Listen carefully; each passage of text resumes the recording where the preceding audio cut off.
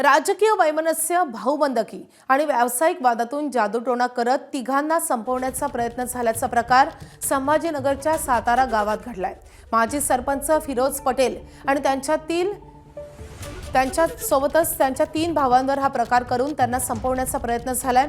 पोलिसांनी या प्रकरणी आरोपी अयूब खान, जब्बार खान पठाण याला अटक केलेली असून पुढील तपास सुरू आहे। सातारा गावातल्या राजकीय आणि व्यावसायिक वादातून हा प्रकार घडल्याचा आरोप आहे।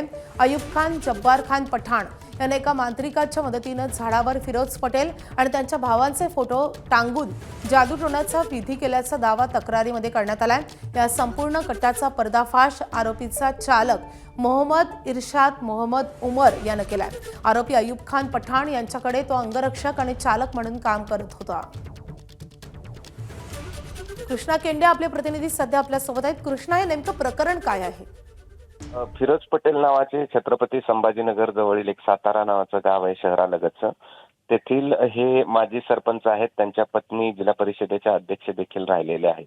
तर फिरोज पटेल आणि त्यांच्या 3 भावाला म्हणजे भावकीच्या वादातून आणि त्यांची प्रगती होत आहे ना आमची प्रगती होत नाही अशा वादातून हा सगळा प्रकार केल्याचं समोर आलेलं आहे। एका निर्जन स्थळी एका झाडाला ते फोटो टांगले आणि त्यानंतर तिथे काही कागद देखील जाळण्यात आली आणि विधी करण्यात आल्याचा दावा या ठिकाणी फिरोज पटेल यांच्या वतीने करण्यात आलेला आहे। सदरचा व्हिडिओ आपण पाहिला तर त्यामध्ये आपल्याला लक्षात येत आहे की अशा पद्धतीचं कृत्य झालेलं आहे आणि या सगळ्या प्रकरणातून पोलीस ठाणा सातारा यामध्ये आरोपीच्या विरुद्ध गुन्हा दाखल करण्यात आलेला आहे आणि त्या आरोपीला अटक देखील करण्यात आली आहे। मात्र सदरचा जो प्रकार होता तो त्याचा अंगरक्षक आणि ड्रायव्हरने या ठिकाणी समोर आणला।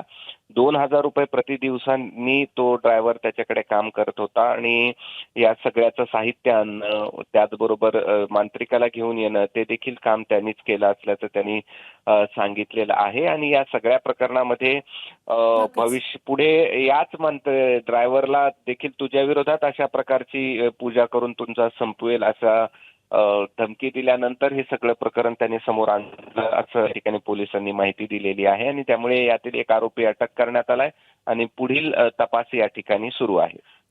कृष्णा, धन्यवाद सगळ्या सविस्तर माहितीसाठी। एबीपी माझा, उघडा डोळे बघा नीट।